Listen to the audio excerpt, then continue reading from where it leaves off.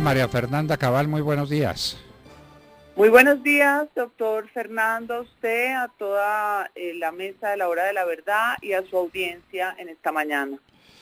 Senadora, uno de los temas más preocupantes en este momento para la tranquilidad del país y para el desarrollo del campo es el que se llama de la restitución de tierras. Nos preguntamos si lo que hay es restitución de tierras o despojo de tierras. Usted, que es una estudiosa del tema, díganos qué está pasando.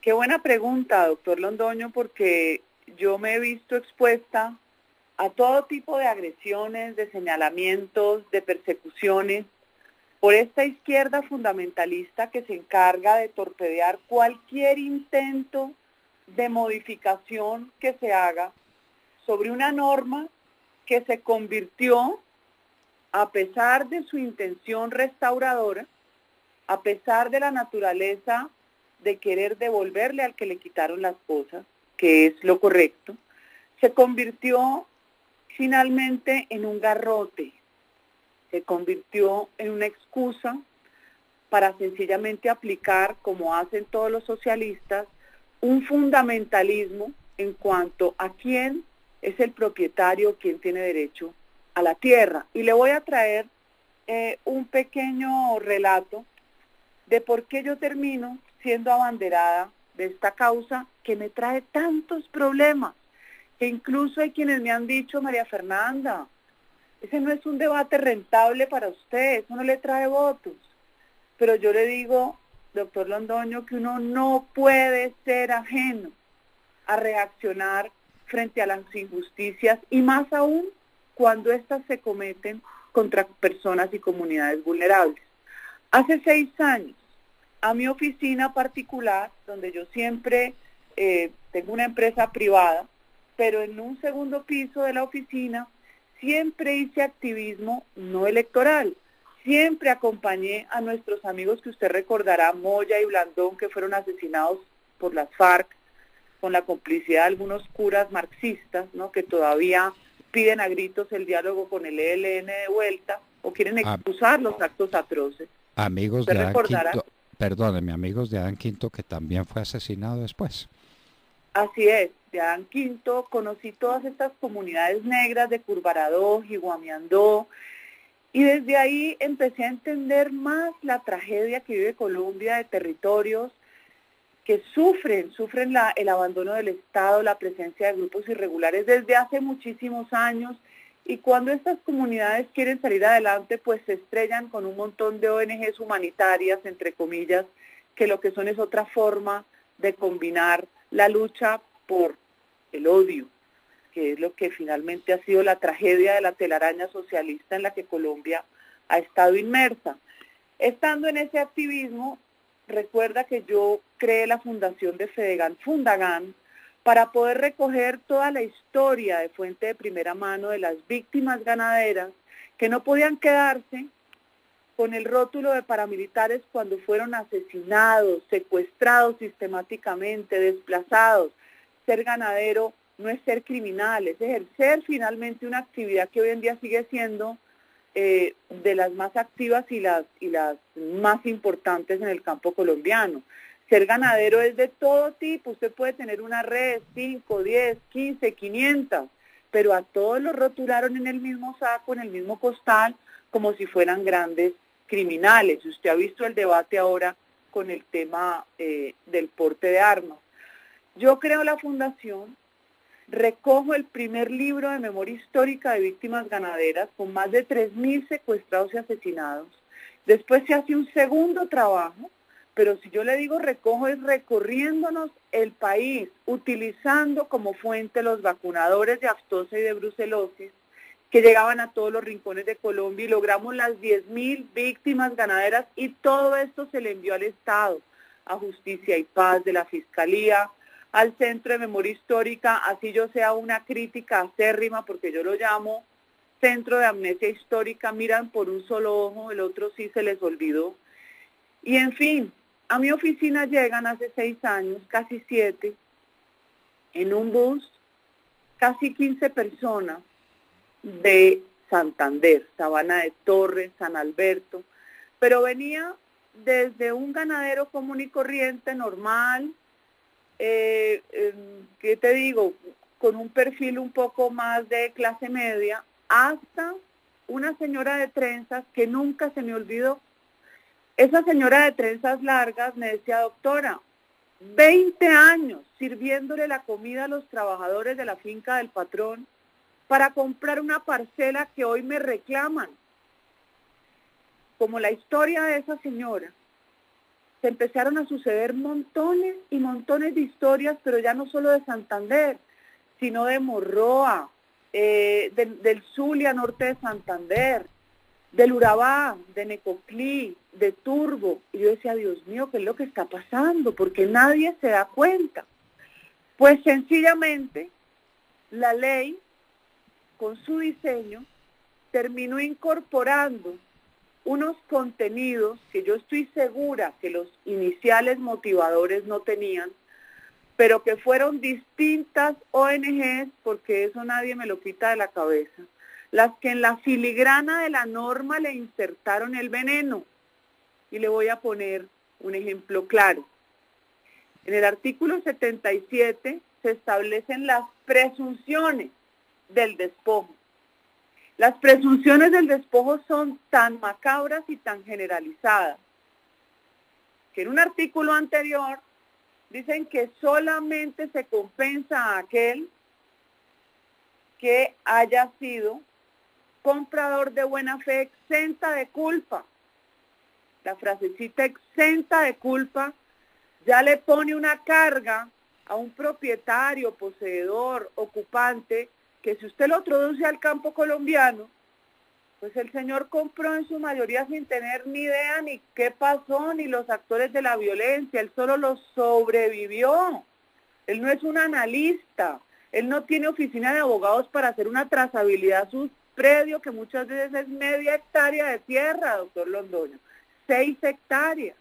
Entonces tenemos unas presunciones que establecen que prácticamente todo acto de compraventa en época de violencia generalizada o de conflicto armado interno presenta vicios en el consentimiento, por lo tanto se presume nulo. Entonces usted encuentra cómo jueces deshacen actos administrativos desde hace 27 años donde una familia vive, goza de su bien y ha pagado sucesivamente los impuestos al Estado colombiano y pierde su propiedad por el simple hecho del dicho de un vendedor que se le ocurrió ir a decir a la unidad o que lo recogen los mismos funcionarios de la unidad para que digan que se fue por miedo. Esa es la constante. Jueces que no tienen ni idea de lo que pasó en el campo colombiano, pero que no pueden bajo ninguna circunstancia concluir que el 100% de las compraventas en el campo fueron compraventas irregulares y por lo tanto tienen vicios y tienen que ser declaradas nulas. Entonces, la propiedad privada quedó sometida a un debate ideológico fundamentalista donde la izquierda y los incautos no permiten que hagamos ningún tipo de reforma. El objetivo de la ley era superar a través de la justicia transicional un problema de despojo que claro que ha existido y que es espantoso. Nadie más que yo quiere que le devuelvan al que le quitaron. Es inentendible que no se hubiera hecho desde antes con una estrategia distinta y una estrategia sana, porque la justicia transicional se supone justicia restaurativa. Y lo que se está haciendo aquí es todo lo contrario. Al pretender restaurar a las víctimas despojadas, se están generando nuevas víctimas violando principios y convenios internacionales que obligan a que exista una política pública para quien habita el predio, para quien sea propietario, para quien sea ocupante. Doctor Londoño, eso está establecido en los principios Piñeiro. Hay varios principios internacionales de los que Colombia es firmante que yo los recojo y están totalmente vulnerados. Y yo lo único que digo es lo siguiente. Primero, Usted no puede darle credibilidad sencillamente a cualquiera porque se dijo que era víctima. Yo me he encontrado los casos de las mentiras más aberrantes, como el caso del señor Canchila, que es el caso del muerto vivo. El señor Canchila llegan a despojarlo de su tierra y logramos protegerlo con ayuda de algunas organizaciones para que no lo sacaran con sus 6 niñitos, uno discapacitado, porque la reclamante inventó que el señor Canchila le había desaparecido su marido. El señor Canchila le compró al marido de la señora hace 27 años el predio y el marido, si se supone desaparecido, el Estado debe tener algo en sus manos que lo reporte desaparecido. La señora no aporta nada sino su dicho y el Estado le cree y el Estado moviliza toda su estructura para sacar una familia pobre campesina donde la mayoría son analfabetos. A ver qué hacen con su vida en la calle, a morirse de hambre. Porque usted sabe que un campesino tiene una forma de vida bien particular que depende exclusivamente del entorno donde él se desenvuelve, que es su medio único de subsistencia. Nosotros logramos demostrar que el vendedor vivía en Sincelejo, se tomó la foto en la hamaca, se aportaron las pruebas y las pruebas ni siquiera fueron tenidas en cuenta, ni siquiera el dicho del señor, quien asumía que él había vendido, pero había dejado a su mujer hace 27 años. Pues para el tribunal, sencillamente, la cónyuge era supérstite o sobreviviente, el señor era que en paz descanse, y al final de la sentencia son tan descarados que dicen que bueno, cuando ven que tienen que corregir el problema, que si el señor está vivo, pues el señor tiene que hacerse responsable de la mitad del predio que le correspondía a la señora por sociedad conyugal. O sea, terminó un comprador de buena fe, exenta de culpa, a los que no pudo, según los magistrados, no pudo probar la exención de culpa, asumiendo los derechos conyugales de una señora o los deberes conyugales del marido, cuando no tenía nada que ver y la señora cometió un fraude procesal, que a la fecha la Fiscalía no ha querido imputar cargos porque esa es otra tragedia. Entonces, ¿qué tenemos hoy? Una ley que es un lobo con piel de oveja, disfrazada de restitución, con el respaldo de todas las ONGs fundamentalistas, como la Comisión Colombiana de Juristas, que es terriblemente agresiva. Hace una semana salió esta señora Jennifer Mojica despotricando en contra mía, que yo tengo quienes me apoyan para el despojo prácticamente. Hay que recordarle a la señora Jennifer que yo entiendo que la comisión no quiera que modifiquen la norma, porque ellos fueron contratados por 4.000 millones de pesos por la unidad, por el señor Ricardo Sabogal, otro gran opositor a la norma, que hizo lo que le dio la gana con el presupuesto de esa entidad y que consideró que la Comisión Colombiana de Juristas era apta para elaborar los contextos de violencia. Imagínense, pobre campesino, usted enfrentado al Estado más las ONGs de izquierda dibujándole el contexto de violencia cuando usted es sobreviviente de los paras, de la guerrilla, pero no va a sobrevivir a esta maquinaria, esta maraña del Estado colombiano. ¿Qué propuse yo que fue tan trágico, tan terrible, que me cayeron todos los eurodiputados mamertos, que no tienen ni idea de cuáles son los problemas de aquí, pero asusados seguramente por la Comisión Colombiana de Juristas, o por el colectivo Gira Castro, que recibió 800 o 900 millones de pesos, porque todo es millonario, o de justicia, que no sé en qué momento empezó a entrar en el tema de tierras el doctor Rodrigo Prini, que tiene unos conceptos que yo uso en mi proyecto de ley de reforma, porque estoy de acuerdo con sus conceptos, como la acción sin daño, como la confianza legítima, pero él se opone, y su organización se opone a la reforma. Recibieron también 1.000 millones de pesos. Entonces es un festival de dineros para tener a las ONGs de izquierda elaborando contextos que se presumen fidedignos según la norma. Es el único país del mundo donde un contexto es prueba.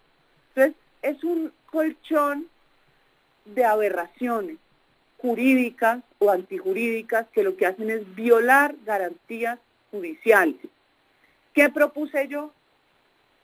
Yo propuse, primero que todo, que si usted tiene ¿Cómo demostrar su compraventa? Que en la mayoría de las ocasiones, doctor Londoño, procede de un acto administrativo porque provienen del fenómeno que usted tanto me ha oído hablar de las parcelaciones. Usted recibió del Estado un título. El Estado no se lo puede quitar 20 y 25 años después porque se le da la gana, porque hay una ley ex post. Pues lo hacen. El Estado desconoce sus propios actos administrativos. Sus actos administrativos cuando se titula directamente a una persona o cuando entre las partes hacen un negocio jurídico, pero necesita el aval de la Junta Directiva de quien expidió ese acto, que era el antiguo INCORA, posteriormente INCODER, ahora Agencia Nacional de Tierras. O sea que el ciudadano colombiano tiene que sentir que jamás ni actuó de buena fe, ni que el Estado es responsable de que él haya tenido una propiedad por la que ha pagado sucesivamente a un Estado ladrón.